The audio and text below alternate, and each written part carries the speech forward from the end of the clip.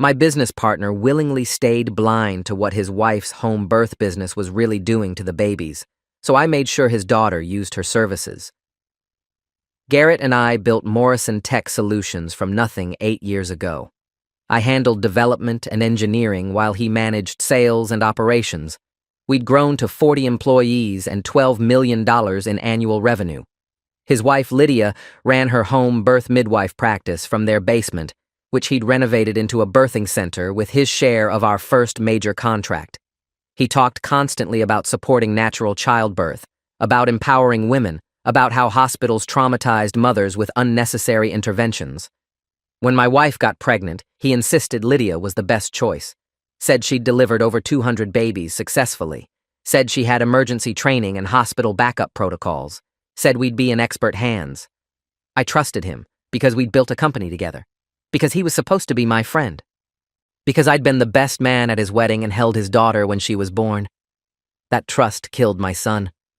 3 months after the funeral, I started seeing the pattern. A grief support group connected me with another couple who'd lost their baby during a home birth. When I asked who their midwife was, the mother started crying. Lydia's name came out between sobs.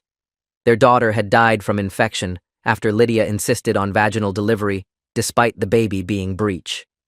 Lydia told them hospitals performed unnecessary C-sections to increase billing. She'd manually tried to turn the baby for 4 hours before calling 911. The baby's neck broke during the attempt. I found 6 more families over the next 2 months. All Lydia's clients, all dead babies or catastrophic injuries. One mother bled out on Lydia's table because she'd refused to call an ambulance until the placenta delivered naturally. The woman survived but lost her uterus. Another baby suffered permanent brain damage from oxygen deprivation. Lydia had been checking her phone during the delivery, missing the distress signs until it was too late. I brought everything to Garrett at the office one morning before anyone else arrived. Laid out the documentation across his desk. Medical records I'd obtained through the families, news reports about 3 of the deaths that had made local papers, pattern analysis showing Lydia's mortality rate was 60 times the national average for midwives. He stared at the papers for 30 seconds before pushing them back toward me. "You're grieving," he said. "This isn't healthy. These things happen in childbirth. It's tragic, but natural." I asked if he'd even looked at the numbers. He said he didn't need to because Lydia was certified, experienced, and following proper protocols. I pointed to the mother who'd died from hemorrhaging. He stood up and told me to go home, take some time off, consider therapy. When I refused to leave, he said if I pursued this vendetta against his wife, he'd buy me out of the company, just like that. 8 years of partnership reduced to a threat because I'd shown him proof his wife was killing babies. I hired an investigator named Dominic who specialized in medical malpractice. He'd worked for plaintiff attorneys for 20 years before going independent. Within a week, he'd found 11 more families. Lydia's certification came from an online program that required no clinical training. Her supposed 200 successful deliveries included 23 deaths she'd never reported to any oversight body. She'd moved her practice across 3 counties, always leaving before patterns emerged to local authorities. Garrett knew because he'd helped her relocate each time. He'd set up new LLC structures, registered business names, built new websites scrubbing her history. The renovation of their basement wasn't just support for her dream, it was infrastructure for medical negligence on an industrial scale. My business partner had systematically enabled his wife's body count because her practice generated $400,000 annually in cash payments from families wanting natural births. Money they filtered through our company's books as consulting income. Dominic found the real scope buried in Garrett's personal email, which he'd accessed through our company server. Garrett had administrator privileges that included backup systems I'd designed. I pulled every message going back 6 years. He'd been coaching Lydia on how to avoid reporting requirements, which complications to hide, how to intimidate families into silence. After our son died, he'd written Lydia an email saying, "Another one gone. You need to be more careful. This is the 4th this year." Not grief, not horror, just annoyance about frequency. Another email detailed how they'd structured NDAs to prevent families from comparing experiences. The $50,000 he'd given us wasn't generosity. It was standard hush money funded by our company's operating account, my own business had paid me to stay quiet about my son's death. The rage that filled me reading those emails wasn't hot. It was cold and precise. I wanted Garrett to understand exactly what he'd done. I wanted him to feel the specific grief of losing a child because someone he trusted was too greedy to care about human life. His daughter Natalie was 23 and newly married to a finance guy named Craig. She'd gotten pregnant 6 months ago and had been posting about it constantly on social media. Wholesome photos of her growing belly, registry links for organic baby products, excited updates about choosing names. The algorithm showed me every single post because I'd been tagged in Garrett's family photos for years. I watched her pregnancy progress while planning how to destroy her father. Then she posted about choosing a midwife, about wanting a natural birth at home, about how her dad had recommended the best midwife he knew. My stomach dropped when I saw Lydia's business page, linked in the comments. Natalie was scheduled to deliver in 8 weeks. Garrett was setting up his own daughter to be another casualty in his wife's mortality statistics. I could have warned her. Should have called her immediately and explained everything. But the cold rage crystallized into something darker. If Garrett wouldn't believe the evidence about other people's children, maybe he'd believe it about his own. I started attending Natalie's prenatal appointments by hacking her scheduling app through our company's IT infrastructure. Lydia held consultations at their house every week, and I'd park 3 houses down with surveillance equipment. High-resolution audio recording every session. Video through their front window showing Lydia's examinations. I documented her telling Natalie that hospitals caused more harm than good, that C-sections were medical violence, that pain medication damaged babies' development, that women's bodies were designed for birth and modern medicine, interfered with natural processes. Natalie absorbed it all, trusting her stepmother completely. I watched Lydia check Natalie's blood pressure with an uncalibrated manual cuff, watched her estimate the baby's position by feel instead of ultrasound, watched her dismiss Natalie's complaints about decreased movement as normal 3rd trimester changes. Everything I documented matched what she'd done with my wife. The same negligent protocols, the same dismissal of warning signs, the same confidence that complications were natural rather than evidence of her incompetence. Garrett invited me to dinner 6 weeks before Natalie's due date. Tried to smooth things over, said he'd been harsh and wanted to repair our friendship. My wife refused to go, still destroyed by grief and betrayed by his payoff. I went alone to their house, where Lydia served organic chicken and talked about Natalie's upcoming birth. She was excited to deliver her stepdaughter's baby, said it would be a beautiful, full-circle moment. Garrett beamed at her, holding her hand across the table. I asked if they'd considered that Natalie might want a hospital birth. Garrett laughed and said Natalie was too smart to fall for the medical establishment's fear tactics. Lydia added that Natalie trusted her completely after seeing how successful her practice was. I asked about the families I'd found. Garrett's face went hard. He said I was harassing grieving people, implanting false memories, trying to manufacture a case that didn't exist. I asked if he'd reviewed Lydia's actual mortality statistics. He stood up and told me to leave, called me obsessed and dangerous. Said if I contacted Natalie or interfered with her birth plan, he'd file harassment charges and restraining orders. As I left, Lydia squeezed my arm and said she understood I was hurting, but that projecting my pain onto her wouldn't bring my son back. I met with 5 of the bereaved families whose babies Lydia had killed. We compiled everything into a formal complaint to the state medical board. Dominic added his investigation findings.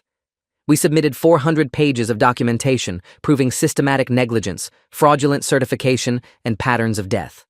The board acknowledged receipt and said they'd investigate. That was 9 weeks before Natalie's due date. I called every week for updates. They said these cases took time, that they had to verify claims, that they couldn't discuss ongoing investigations. Bureaucratic language that meant nothing would happen before Natalie delivered. I contacted the county health department. They said midwives fell under a different regulatory structure. I contacted the state attorney general. They said to try the medical board. Every system designed to protect people from practitioners like Lydia was too slow to save Garrett's daughter. I could have gone to Natalie directly, could have shown her everything. But part of me wanted Garrett to stop her himself, wanted him to face the choice between his daughter's safety and his wife's practice. Wanted to see if he'd sacrifice his own child to protect Lydia's income. 3 weeks before her due date, Natalie posted that she was having complications, some spotting and cramping. She'd called Lydia, who said it was normal Braxton Hicks contractions and bloody show, told her to rest and stay hydrated. I checked Natalie's medical history through the company health insurance records. She had placenta previa diagnosed at 20 weeks. Her OB/GYN had recommended hospital delivery with surgical team on standby. Lydia had told her that diagnosis was overblown, that placentas often migrated naturally, that her body would know what to do. Placenta previa meant the placenta was covering her cervix. Vaginal delivery would cause massive hemorrhaging, the condition that had killed one of Lydia's previous clients. I had documentation of that case in my files. A mother who'd bled out in 30 minutes while Lydia insisted they could manage it naturally. Garrett knew about that case. It was in his emails coaching Lydia on how to handle the police investigation. Now his daughter had the same condition, and he was letting Lydia proceed with home delivery.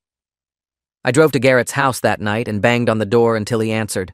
Told him Natalie couldn't deliver at home with placenta previa, that she'd die the same way his wife's previous client had died. He tried to close the door. I shoved my foot in the gap and held up my phone showing the medical records. Showed him the case file of the dead mother with identical complications. Showed him his own emails where he'd written about that death.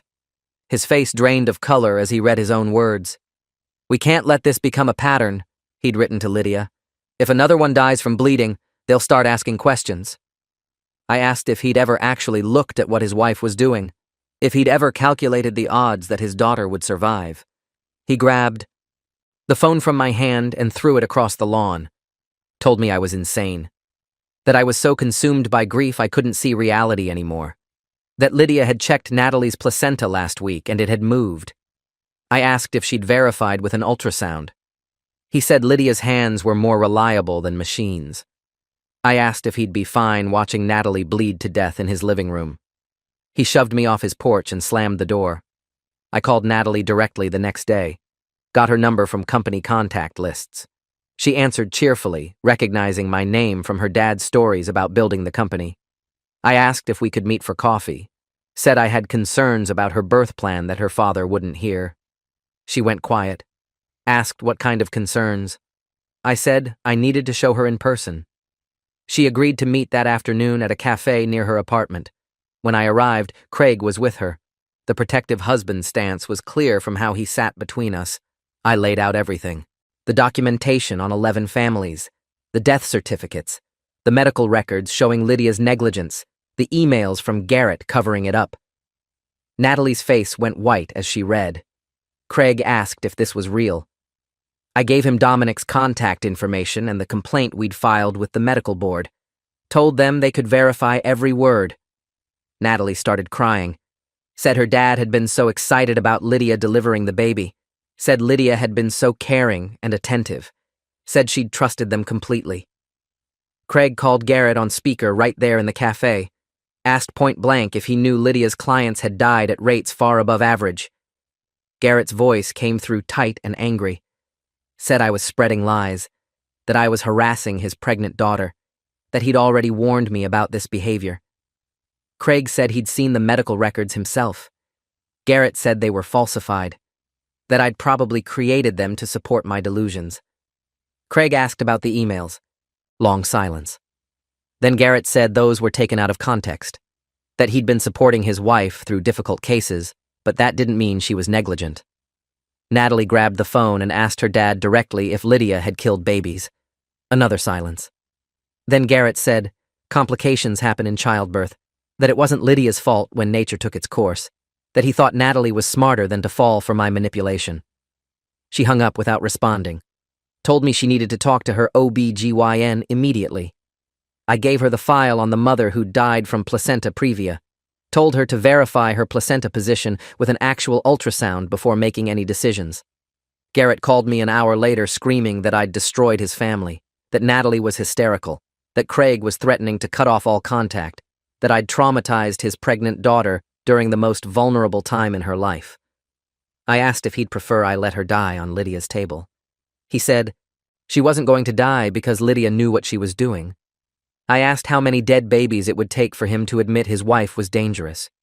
He said I was projecting my trauma onto innocent people. That our son's death was a tragedy, but that didn't mean Lydia was a murderer. I asked if he'd read the complaint we'd filed.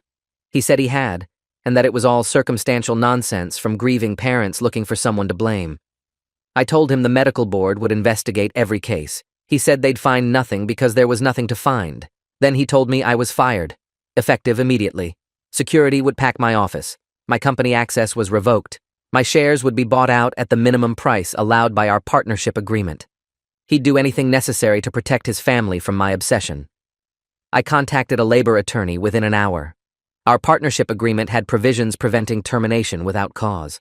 My attorney said we could fight it, but that litigation would take months. Garrett had the company finances and could afford better lawyers. Meanwhile, I had no income and a wife still drowning in grief.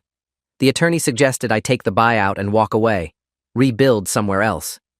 I asked what that would cost. He said around $50,000 in legal fees just to start. The exact amount Garrett had paid me to stay quiet about my son's death. Everything came full circle to that blood money. I told the attorney to draft a counteroffer. I'd accept the buyout if Garrett paid double the partnership agreement minimum and funded the medical board investigation. I wanted $2 million for my shares and $100,000 donated directly to hiring expert witnesses who could review Lydia's cases. Otherwise, I'd tie up the company in litigation and make sure every client knew about his role covering up his wife's negligence. The attorney said that was extortion. I said it was negotiation. Natalie called me before Garrett responded. Her OB/GYN had done an emergency ultrasound. The placenta was still completely covering her cervix. If she'd attempted vaginal delivery, she would have hemorrhaged catastrophically. The OB scheduled a C-section for the following week at the hospital with a full surgical team. Natalie was crying on the phone, said she couldn't believe her dad had known about the risk and let her stay with Lydia anyway. Said she'd confronted him and he'd admitted he knew about the previous deaths, but insisted they were unrelated to Lydia's care. Said he'd begged her not to involve lawyers because it would destroy their family. She'd told him the family was already destroyed because he'd chosen Lydia's business over his daughter's life. Craig had called a family attorney about filing elder abuse charges for reckless endangerment. They were also considering suing Lydia for negligence, even though no harm had occurred yet. The threat alone might force accountability. I told Natalie about my buyout demand. She said her dad deserved worse than that. Said she'd testify to the medical board about everything Lydia had told her during prenatal care. Garrett accepted my terms 3 days later. His attorney delivered the settlement agreement with a clause requiring I never contact Natalie again and never discuss Lydia's practice publicly. I refused to sign until they removed those restrictions, told them I'd gladly go to court if he wanted to make this public. Garrett revised it. I got my $2 million and he established a $100,000 fund for the medical board investigation. The money came through within a week. He cleaned out my office personally, packing my belongings into boxes he left in the parking lot. Our employees whispered about the sudden split. Rumors spread about personal conflicts and irreconcilable differences. Nobody knew the real reason. Garrett spun it as my grief making me unsuitable for partnership. Some people believed him. Others heard Natalie's version through mutual friends. The company culture fractured over whose story to trust. 3 senior developers resigned in solidarity with me. Garrett's reputation took hits even among people who never learned the full truth. The medical board completed its investigation 4 months after Natalie's baby was born. A healthy boy delivered by C-section with no complications. The board found Lydia had violated numerous standards of care. Her certification was revoked. She was barred from practicing as a midwife in the state. Criminal charges were filed for practicing medicine without proper credentials. The district attorney built cases for manslaughter in 3 deaths, where clear evidence showed Lydia's negligence had directly caused fatality. The other families joined civil suits seeking damages. Garrett hired a defense team that cost more than his buyout to me. The trials took 18 months. Lydia was convicted on 2 manslaughter counts and sentenced to 8 years in prison. The civil suits awarded damages totaling $6 million across 7 families. Garrett's house was liquidated to pay. The company was seized as part of asset recovery since he'd used it to launder Lydia's income. Everything he'd built disappeared to pay for protecting his wife's body count. Natalie cut contact with her father completely. She'd given the medical board detailed testimony about Lydia's prenatal care and Garrett's knowledge of the risks. Her testimony was central to proving Garrett's complicity. The prosecutor considered charging him as an accessory, but determined the evidence was insufficient for criminal conviction. Civil liability was different. Natalie filed her own suit for emotional distress and reckless endangerment. She won a judgment for $500,000. Garrett declared bankruptcy after the verdicts. His assets were distributed among creditors. He moved into a rental apartment, lost his professional network, applied for jobs nobody would give him once they Googled his name. I heard he was working retail somewhere. Minimum wage at a hardware store. His LinkedIn still claimed he was a tech executive. The cognitive dissonance was complete. My wife and I used the buyout money to start a foundation funding midwife accountability and home birth safety standards. We partnered with medical schools to develop proper certification programs, lobbied for legislation requiring incident reporting, provided legal resources to families harmed by negligent practitioners. Our son's death became part of preventing others. Not through Garrett's empty promise that Lydia would improve, but through systematic reform that created real accountability. We had another child, 16 months after Natalie's son was born. Hospital delivery with an OB/GYN team we vetted thoroughly. A daughter who's now 6 months old, healthy and perfect. Her nursery is painted yellow where our son's was blue. We named her Hope because that's what survived the grief. The rage I'd felt has faded into something more productive. I still think about that moment in the cafe when I could have warned Natalie immediately. Part of me wanted Garrett to save her himself, to prove he could choose his daughter over protecting Lydia.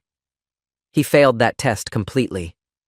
But Natalie survived anyway, and her testimony put Lydia in prison where she couldn't hurt anyone else. Justice was slower than revenge, but more permanent. Garrett sent a letter last month. His attorney delivered it through the foundation's office. He said he was sorry, that he'd been wrong, that he'd let greed blind him to what Lydia was really doing, that he'd never forgive himself for risking Natalie's life, that our son deserved better than his dismissal of our grief. The words sounded genuine, but felt hollow. Sorry doesn't resurrect dead babies. Sorry doesn't give back the families he destroyed while protecting his wife. Sorry is just a word people say when consequences finally arrive. I didn't respond. Some apologies don't deserve acknowledgement. The foundation's work speaks louder than anything I could say to Garrett individually. We've helped pass legislation in 3 states, shut down 6 negligent practices, provided resources to 40 families seeking justice. That's the real response to men like Garrett who choose profit over human life. You build systems that make their complicity impossible. Thanks for watching till the end. Make sure to subscribe and like to not miss the next story.